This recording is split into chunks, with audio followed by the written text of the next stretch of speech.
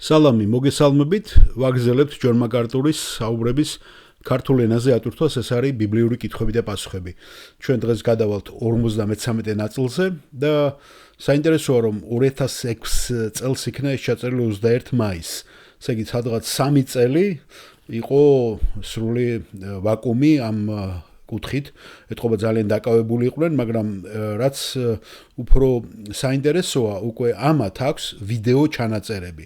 თქვენ შეგიძლიათ იგივე ნაწილი 53 მოიძიოთ მაკარტურის ვებგვერდზე, როგორც YouTube-ში, ასევე მათ მთავარ ვებგვერდზე, GTY Grace to You-ზე და ნახოთ ფიზიკურადაც ის ადამიანები, ვინც ამ კითხვას სვამენ და ჯონ მაკარტურის რეაქციაც. ახლა მე არ მაქვს საშუალება, რომ ეს ვიდეო მასალა გამებერთო ქართულ ენაზე, ესეც შეიძლება ქართულ ხალბატონ ხათუნამ ეს გააკეთა რამოდენიმეჯერ, მაგრამ ეს ძალიან რთულია, ძალიან დროს იკავებს და მე ამის საშუალება არ მაქვს. ამიტომ თქვენ შეგიძლიათ უბრალოდ ნახოთ პიროვნებები დამსმელი კითხვების, თუნდაც გარეგნობით ვიზუალურად და ჯონ მაკარტურიც ესე და პლუს ეს ქართული აუდიო ჩანაწერი მოისმინოთ ესე. შემდეგი კითხვა ძალიან საინტერესოა, ეს არის დენ ბრაუნის და ვინჩის კოდზე. ჩვენ არ შევხებივართ ამას 2003 წელს ეს წიგნი დაიწერა დენ ბრაუნმა დაწერა რა თქმა უნდა ბევრი გაიყიდა 60 მილიონი გაიყიდა თუ არ მეშლება და 30 მილიონი ჯონ მაკარტური ამბობს მარტო ამერიკაში გაიყიდა მაგრამ ფილმმა რომელიც 2006 წელს არის და ეს ხო 2006 წელს არის ეს სესია ჩაწერილი დიდი რეზონანსი გამოიწვია დიდი რეზონანსი და ჯონ მაკარტურიც იძულებულია რომ ეს კითხვა თვითონ სანამ სხვა დასვავს ხო იმდენი ხალხი მისვავსო ჩემი აზრი აინტერესებთ რომ ძალიან დიდ კითხვას გაშლის ამასთან დაკავშირებით და მე მგონი ჩვენთვისაც საინტერესო იქნება მე არ ამგონია რომ თქვენ ვინმეს მოგესმინოთ ამაზე ქრისტიანული აზრი და შეხედულება ხო და ვინჩის კოდზე ამიტომ მოусმინოთ ბატონ ჯონს ჯერ მისალმება იქნება პატარა ლოცვით და შემდეგ გადავა ამ კითხვაზე საქართველოშიც თარგმნილა ნახემე ეს გაყიდულა კიდევაც და უყვართ კიდევაც მათ ესეთი რაღაცა ერესები იცით ხომ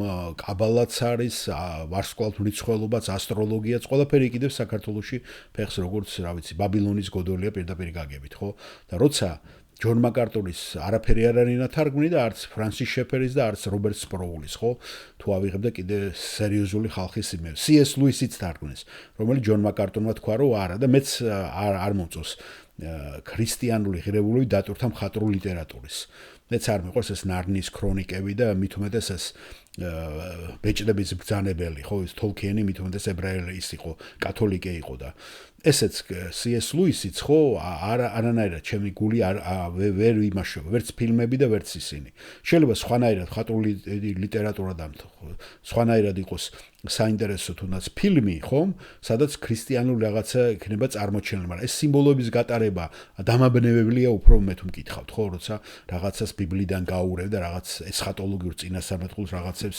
გასართობად იმას ისა ხო ეს ისე ცნობისათვის. მოდით მოусმინოთ ახლა ჯონ მაკარტურს და რას გაცემს ამაზე პასუხს.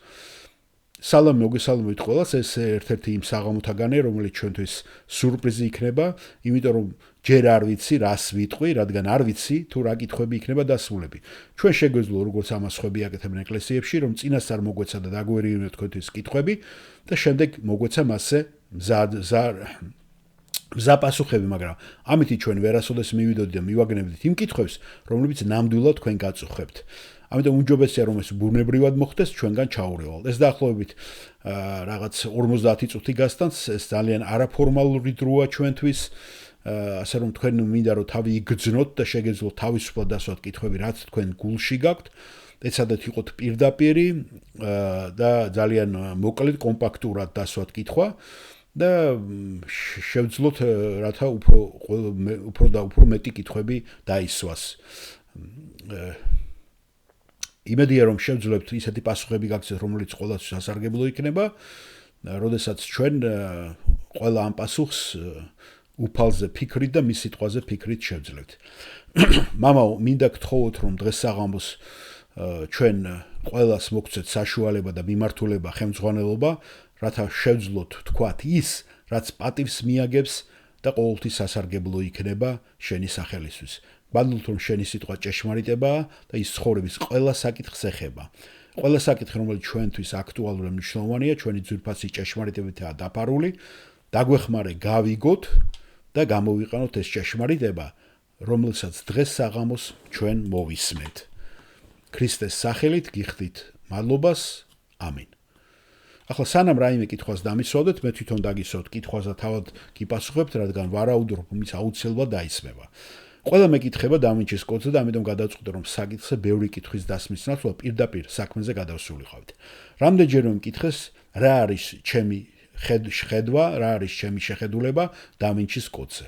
იცით, რომ ის დაწერა დენ ბრაუნ 2003 წელს და ამ წელს მასზე ფილმი იქნა 2006-ში გადაღებული ტომ ჰენქსის მონაწილეობით, რომელსაც დიდი პოპულარობა მოიპოვა მალევე. და მე მახსოვს ტომ ჰენქსზე რო იყო ლაპარაკი, ხომ? ერთ ადგილზე, მეგონა რო აქ იყო და ერთ ადგილზე ჯონ მაკარტური ახსენებს, რომ მას ძალიან გულით უნდა რომ ამ პიროვნებას მე პატივსცემო და ძალიან უნდა რომ ეს ტომ ჰენქსი მობრუნდეს ისევ ღმერთისაკენ. და იცით რომ მასე კიდევ უფრო ახალი სკანდალებია ახლა და ამას ლაპარაკობდა ჯონ მაკარტური 2000 წელსში და ახლობით ესეთ რამეში რომ ძალიან უყვარდა ეს როგორც პიროვნულად ეს სახეობი, მაგრამ ამის ნიშანია დღესდღეობით არ არსებობს. ხო უფრო და უფრო ესეთ პროექტებში იღებს მონაწილეობას და ძალიან ბევრ ცუდ სკანდალებშიც გაეხვა ამ ბოლო დროს თუ იცით ტომ ჰენქსი. ჯონ მაკარტური აგზავს პირველ რიგში მინდა ვთქვა რომ მე ეს წიგნი პირადად არ წამიგითხვას და არც ვაპირებ ფილმის ნახვას. ასე რომ დავინჩის კოდის შესახებ ჩემი გაგება ხდება ყველაფრის უბრალოდ მასზე ნათქვამის და მასზე დაწერილის წაკითხვით. რაც მის შესახებ ითქვა, როგორც დადებითი, ასე უარყოფითი და ნეიტრალურ თვალსაზრისით. ამ მასალებს მე გავეცანი, რათა გავიგო თუ რა ხდება და რაზე არის ეს წიგნი დაწერილი და რას ემსახურება. რა თქმა უნდა, როგორც ვიცით, ეს გამოგონილი ამბავია. ეს არის ფიქცია, მაგრამ მასში ურევია რამდენიმე უძველესი ტყუილი და სიცრუე, რამდენიმე ძველი ერესი, რამდენიმე ძველი სატანური ყალბი იდეა, რათა შეიქმნას ილუზია, რომ რელიგიური და სულიერი ადამიანი შესაძლოა იესოსა და ბიბლიას სწორ ინტერპრეტაციას არ იძლეოდეს. ეს სინამდვილეში არაფერი განსხვავდება ნებისმიერი სხვა სიცრუისაგან, ისტორიულად, ეს უბრალოდ კიდევ ერთი გზაა ხალხის მოსატყუებლად. თუ მას გამოგონილი ლიტერატურას უწოდებთ და მას იესოს, ბიბლიის, სახარების შეზავებას, ხო, რაღაცა ისტორიასთან, სატანურ ტყუილებთან, ნაზავს ის ძალიან ეფექტური იქნება ადამიანების უფრო შეცდომას შესაყვანად. და ეს არის სწორედ ის თაობა, ეს არის ისტორიაში შესაფერისი დრო, რათა ხალხს სწორედ შევთავაზოთ ასეთი ერესი და ტყუილი. ეს არის ისტორიისა და ფანტაზიის ნაზავი, სიმართლისა და ტყუილის ნაზავი. და ეს იდეალური დრო ამის გასაკეთებლად, რადგან ჩვენ ცხოვრობთ პოსტმოდერნულ სამყაროში, სადაც ადამიანები მიდიან იმ დასკვნამდე, რომ ყველას აქვს საკუთარი ჭეშმარიტება, რომ ყველას გონია ის, რაც მას ჯერა და წამს, არის სიმართლე. და შეიძლება სხვისი სიმართლე იყოს, ეს შეიძლება შენი მოგონილი იყოს, რადგან რელიგია, მათი გაგებით, ეს არის შინაგანი გამოცდილება, რომელიც თითოეულ ინდივიდს თავისი აქვს და შეგიძლიათ გქონდეთ საკუთარი გამოცდილება თქვენ იესოსთან მიმართებაში, ბიბლიასთან მიმართებაში, თქვენი გზით და თქვენი რელიგია გქონდეთ. ეს არის იდეალური სცენარი ამ ტიპის ფენომენისათვის. მაგრამ მოკლედ რომ შევაჯამოთ, თუ რას წარმოადგენს ამ წიგნსა და ფილმში დავინჩის კოდში თავმოყრილი ტყუილი სიცრუის ეს კონკრეტული ერთობლიობა, არსი ისაა, რომ მთავარი ამბავი არის ქრისტიანობა, ეს რაღაცა თაღლითობაა, რომ ეს არის მოგონილი. ქრისტიანობა ეს არ არის ჭეშმარიტი რელიგია. რომ ქრისტიანობა, როგორც კი დღეს ვიცით, ბიბლიური ქრისტიანობა, თუნდაც ტრადიციული ქრისტიანობა, ისტორიული, ხო? ეს იქნება პროტესტანტული ბიბლიური ქრისტიანობა თუ რომის კათოლიკური ქრისტიანობა ან მართლმადიდებლური, რომ ეს ყველაფერი არის მოგონილი და თაღლითობა. რომ მთელი ეს ამბავი ეს არის რაღაცა ადამიანური მოგონილი და ადამიანური შეთქმულება. რომ თითქოს და იესო ეს ღმერთი კი არა, არამედ იყო ჩვეულებრივი ადამიანი, მხოლოდ ადამიანი. და მე ვიჩქარებ და ვიტყვი, რომ ყველა ოკულტური მასალა ისტორიულად, ყველა გნოსტიკური მასალა, მეორე და მესამე საუკუნიდან დღემდე ყველა ლიბერალური მიდგომა, სახარების მიმართ, ბიბლიის მიმართ, ყველა მიდგომა ყოველთვის მიზნად ისახავს, რომ თავს დაესხას ქრისტეს ბუნებას და ღმერთის პიროვნებას.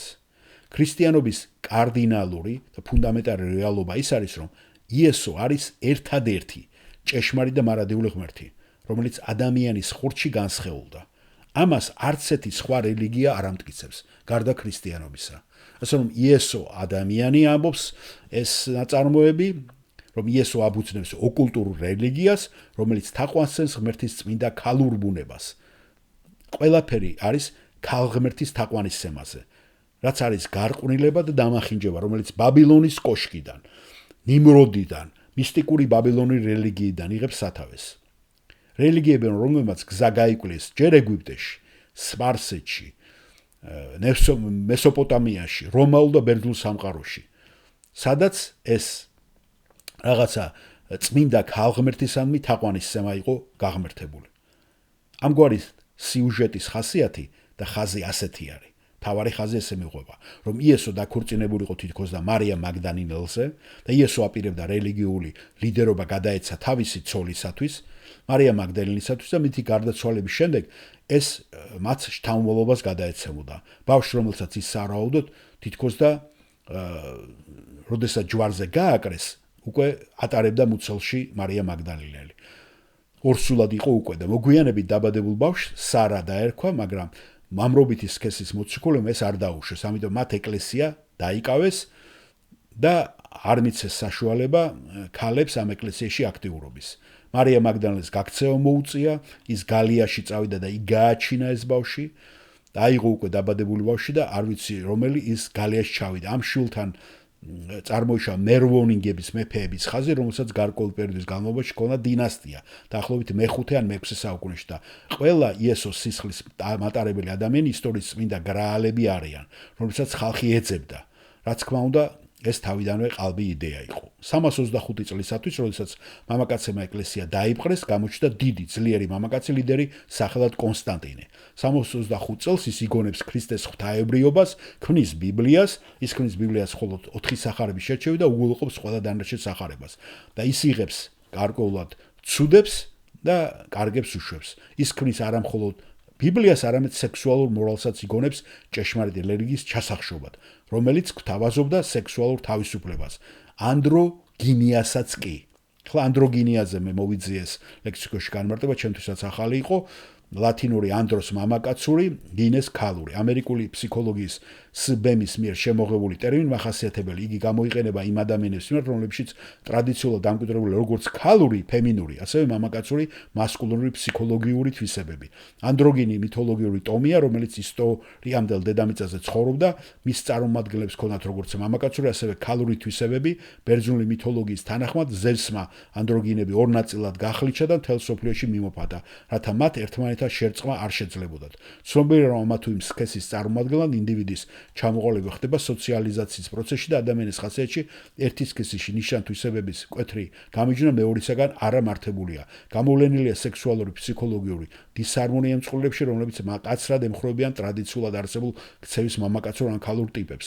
ამავე დროს აღმოჩენილია კავშირი ანდროგინიასა და მაღალ თვითშეფასებებს შორის, როდესაც ადამიანი პიროვნულად სრულყოფილია და მაღალი პასუხისმგებლობის გარდაცვლილებით გამორჩევა.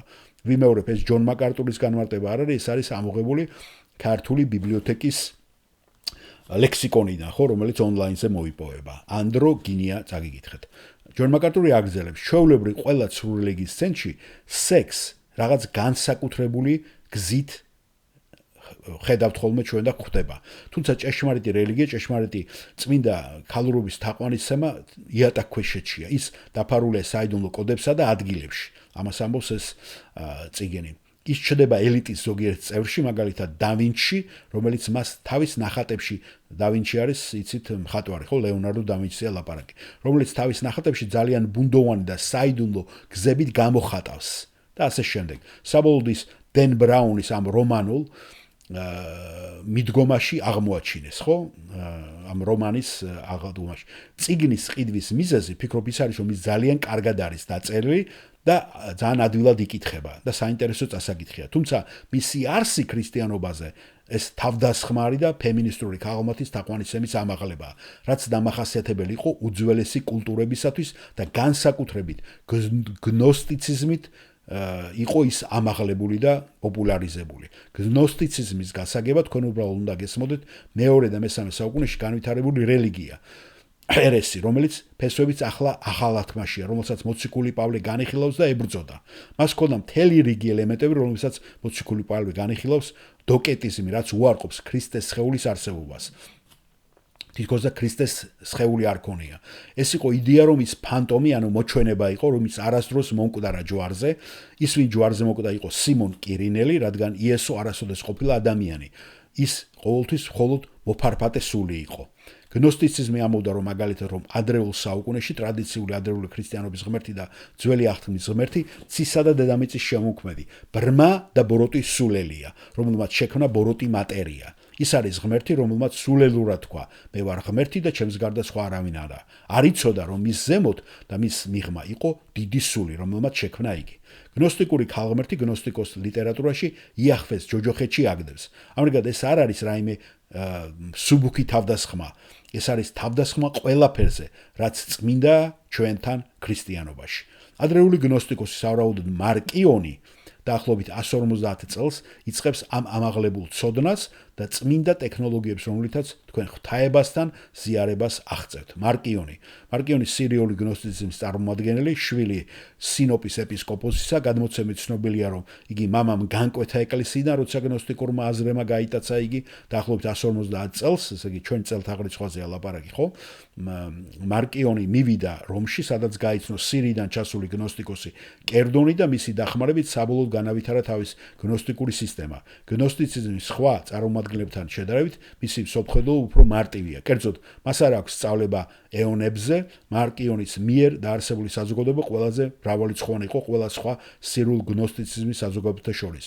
მარკიონმა რომში, იტალიაში, სამხრეთ აფრიკაში და ეგვიპტეში, პალესტინასა და სხვა ქვეყნებში მეოთხე საუკუნემდე იარსებებს. მარკიონი კი უარყოფს ბიბლიის ღმერთს, ამ ტიპის უცნაურ რაღაცებს გვთავაზობს. ცოტა ხნის წინ ალბათ გსმენიათ იუდას სახარების შესახებაც. იუდას სახარების შესახებ, რომელზეც ნაციონალურ გეოგრაფიულმა ჟურნალმა ძალიან ბევრი რამე დაწერა. იუდას სახარება რომ იცოდეთ, ამბობს მაგალითად, რომ ღმერთი შემოქმედი ბოროტი დემონია, რომ ძველი აღთქმის ნაძირალები, კაენი, ესავი, კორახი და სოდომელი კარგი ბიჭები არიან, ხოლო ცუდი ბიჭები არიან ადამი, აბრაამი, ისაკი, იაკობი და წინასწარმეტყველები. და იუდა კარგი ადამიანი ხდება, რადგან მათ ყველაფრის გადაბრუნება სურთ. სწორედ ეს სურს სატანას, ყველაფრის დამახინჯება. შეცვლა და გადაბრუნება. თომას სახარებაში, რომელიც კიდევ ერთი უცნაური წიგნია, იცით რომ ესეც პოპულარული გახდა ახლა საქართველოშიც კი, არსებობს უამრავი უძველესი ნაწერი ბიბლიის წინააღმდეგ, უამრავი ცრუ ნაწერი, რომელიც დემონური წყაროებიდან მოდის. მოციქული პავლეც კი აღიარებს, რომ ყველგან ცრუ მასწავლებლები იქნებოდნენ. პავლე აღიარებს კიდეც, რომ მორწმუნემა ახალი აღთქმის წერის დასაწყისშივე მიიღეს ცრუ გზავნილი, რომელიც ამახინჯებდა ჭეშმარიტებას.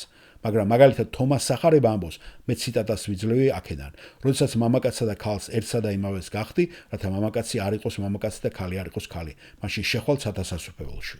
ამაში შერეულია სექსუალური ანდროგინია, რომელიც ზემოთ მე ვახსენე. ეს არის უცნაური და დამახინჯებული სახის აზროვნება. ის ავითარებს ეგრეთ წოდებულ სულიერ ტექნოლოგიებს, მისტიციზმს, მანტრებს, მედიტაციას, ზოგიერთ ტრანსცენდენტალურ გამოცდილებას, რომელთა ინდუცირება შესაძლებელია მრავალი გზით, რათა ახვიდეთ ჭეშმარიტი სულის თაყვანისცემამდე, ამაღლდეთ. და ესენი მე მგონი მართლმადიდებლობაში ძალიან შეჭრილია ესეთი რაღაცები, დეტალები რომ იცოდეთ. გნოსტიკოსები თვლიან, რომ დაბადების წიგნის გველი სიმართლეს ამბობდა და დაბადების წიგნის ღმერთი ბრმა, სულელი და ბოროტი მატყუარა იყო. გნოსტიკოსთა ერთი ჯგუფი საკუთარ თავს ნასენებს უწოდებს ებრაული სიტყვიდან ნაჩაშ, რაც გველებს ნიშნავს. ისინი საკმარისად თამამად ამბობენ, რომ გველებს სცემდნენ თაყვანს. ამგვარად სატანის თაყვანისცემა დიდი ხნის წინანდელია და ეს ყველაფერი სატანის თაყვანისცემის ერთი ან მეორე გვარი ფორმაა. მოგეხსენებათ ამ ტიპის საკითხებში ყველა კითხვაზე პასუხისაცემა არ არის საჭირო, ეს უბრალოდ კიდევ ერთი თავდასხმა უფალ იესოზე, ღმერთის პიროვნებაზე, ეს სამყაროს გნოსტიკური ლიტერატურისაგან უბიძგებს, ამიტომ ეს საკმაოდ საშიში რამ არის. არ ვიცი, რა არის 60 მილიონი ადამიანი იყიდა მე მგონი ეს წიგნი 27-30-მა ამერიკაში მხოლოდ, ახლა კი ფიქრობ, რომ ბევრი ადამიანი კიდევ უფრო მეტი ნახავს ამ ფილმს. და კულტურაში სადაც ადამიანებს ეუნებიან რომ მათ შეუძლიათ საკუთარი სულიერება განავითარონ, წარმოგიდგენთ ეს რა ცუდ ეფექტს მოახდენს. რელიგიურ თვალსაზრისით ეს იდეალური რამაა, რადგან ერთადერთი, რასაც ის არ ითხოვს, არის მორწმუნისაგან არაფრის გაკეთება. ის არაფერს ითხოვს მორალურად, არაფერს ითხოვს სულიერად, არ ითხოვს რაიმე ერთგულებას, არ ითხოვს რაიმე თვითუარყოფას, არ ითხოვს სოდვის, უსამართლობის, უწმინდურობის აღიარებას და არ მოითხოვს თამდაბლობას. ის არ მოუწოდებს მონანიებისაკენ. არ ამბობს რომ რაიმე კონკრეტულის უნდა გწამდეს. ის იდეალური რელიგია დღევანდელ პოსტმოდერნულ ამაყ თვითშეფასების მქონე ადამიანების სამყაროსა, რომლებიც ფიქრობენ, რომ შეუძლიათ ჭეშმარიტ სულიერების დონემდე ასვლა საკუთარი ინტუიციითა და გრძნობებით. ეს რა თქმა უნდა დამანგრეველი ტყუილია და სიცრუეა. როდესაც ინტერვიუებს უყურებენ, იღებენ ხო ადამიანებისგან, ისინი ამბობენ თქვენ შეცვალეთ თქვენი შეხედულება იესოზე ამ ფილმის ნახვით და ისინიც ამბობენ, დიახ, მე შევცვალე ჩემი შეხედულება იესოს ფილმის ნახვით. ეს კი გიჩვენებთ იმ კულტურის უაზრობას და კატასტროფას, რომელშიც ჩვენ ცხოვრობ დღეს. მიხოთ იმისა, მართალია თუ არა ნათქვამ, ეს არ არის ის საკითხი, რომელიც ბევრი ადამიანისათვის მნიშვნელოვანი, რადგან იესო არის პლასტელინის ფიგურა, რომლის დაგრეხვა და ფორმის მიცემა შესაძლებელია ძველი თოჯინების მსგავსად, რომელთაც თქვენი შვილები თამაშობდნენ. თუ შეგიძლიათ ის ნებისმიერად აქციოთ და რაც თქვენ გსურთ, შეგიძლიათ ის ნებისმიერ ფორმა და ნებისმიერი დატვირთვა მისცეთ მას. ასე რომ ეს ხოლო კიდევ ერთი მტკიცებულება იმისა, რომ კულტურა ჩვენი დღევანდელი კორუმპირებულია, რადგან ის ამ ყველაფერს ყოველგვარი დისკრიმინაციის გარეშე შთანთქავს და შეიწოვს. კიდევ ერთი მანიშნებელი იმისა, რომ ამ ქვეყანაში მედიის საშუალებების მართველები, ჰოლიდუდის ეს მოგულები და ეს მეპატრონები ყველანაირად მოწოდებული არიან ღვთის მგებლობის უკაცრავად პოპულარიზაციაზე, რომ ღვთიური ყველაფერი დაგმონ და ქრისტიანობა ყველანაირად დააკნინონ. და თქვენ ეს უნდა გესმოდეთ, თუ რატომ არის ესეთი ლიტერატურა, ესეთი მხატვრული ფილმები ესე პოპულარიზებული და ამხელა ფინანსები დაფინანსებული. სწორად ამას აპირებენ ისინი და არა ყოველთვის შეგნებულად, მაგრამ მიუხედავად ამისა, მაინც აკეთებენ ამას, რადგან ისინი ჩვენ ვიცით, რომ სატანის, ანუ ჰაერის ძალაუფლების თავრის სრული კონტროლის ქვეშ არიან, რომელიც მათ საკუთარი მიზნებისათვის იყენებს. და ეს აშკარად ერთ-ერთი ასეთი მიზანია. ამ წიგნის დაწერა და მე ფილმის გადაღება. თითქოს ამ კულტურაში კორუფცია არ არის საკმარისი. მათ კიდევ უფრო აღადგინეს ეს კორუფცია, კიდევ უფრო განავითარეს, რომელსაც ეკლესია საუკუნეების წინ ერესად მიიჩნევდა და აღადგინეს ის იდეალურ დროს, სატანის გაგებით თუ როგორ ფიქრობენ ადამიანები დღეს, პოსტმოდერნულ სამყაროში. ეს იდეალური დროა სულიერების პირად, ინდივიდუალურ საფუძველზე აღსადგენად, ამაღლებული ცოდნის სულიერი ტექნოლოგიის აღსადგენად, რომელთა გამოყენებაც ყველა შეუძლია დამოუკიდებლად საკუთარი დასკვნების გამოტანისთვის. ასე რომ აგერ მოგაწოდეთ თქვენ ამდენი ინფორმაცია დავინჩის კოდის შესახებ და თქვენზეა დამოკიდებული თუ როგორ კრიტიკულად მიუძღებით მას. ეხლა კი გთხოვთ გადავიდეთ უშუალოდ თქვენს კითხვებზე. მადლობა მოსმენისათვის.